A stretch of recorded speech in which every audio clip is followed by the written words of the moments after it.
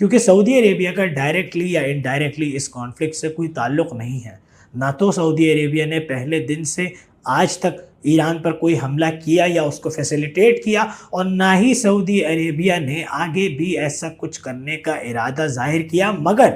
سعودی عربیہ کے highly industrialise zones پر حملہ کرنا ایران کی جانب سے یہ تھوڑی نامناسب حرکت تھی. پاکستان نے پہلے دن سے ایران پر جو بھی حملہ ہوا، چاہے وہ یو ایس کی جانب سے ہوا ہو یا اسرائیل کی جانب سے ہوا ہو، اس کو کنڈیم کیا، اور پاکستان نے ہر ممکنہ کوشش کری کہ ڈپلومیسی کے تھرو، نیگوسیشنز کے تھرو اس جنگ کو روکا جائے اور اس خطے میں امن کو بحال کیا جائے. مگر ایران نے سعودی عربیہ پر، یو اے ای پر متعدد مرتبہ حملے کیے، جس کو پاکستان نے یو اے ای اور سعودیہ کا اچھے دوست ہوتے ہوئے بھی کنڈیم کیا.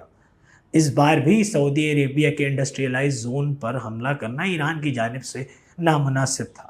پاکستان اپنی سپورٹ سعودی عربیہ اور ایران دونوں کو ری افرم کر چکا ہے، اور اس بار جب ایران نے ہی سعودی عربیہ پر حملہ کیا ہے تو پاکستان ایک مرتبہ پھر سعودی عربیہ کے ساتھ اپنی سپورٹ کو ری افرم کرتا ہے، ریشور کرتا ہے. کیونکہ پاکستان اور سعودی عربیہ کا ایک اسٹریٹجک ڈیفنس پیکٹ ہوا ہے، جس میں دونوں میں سے کسی ایک بھی ملک پر حملہ دونوں پر کنسیڈر کیا جائے گا. اور ساتھ ہی ساتھ پاکستان کے لوگوں میں حرمین شریفین کے لیے دلوں میں محبت بے انتہا ہے. سعودی عربیہ کی سرزمین پر حرمین شریفین واقع ہے، اور اس کی ذمہ داری ہر پاکستانی اپنا فرض عین سمجھتا ہے. اسی وجہ سے بھی یہ ڈیفنس پیکٹ بہت زیادہ امپورٹنٹ ہو جاتا ہے. ایران کا سعودی عربیہ پر حملے کرنا، اور وہ بھی ایسی سینسٹیو اور ایسی امپورٹنٹ اسٹریٹجک لوکیشنز پر کرنا، یہ ایگزیکٹلی وہی چیز ہے جو ہمارا کامن دشمن ہم سب سے چاہتا ہے.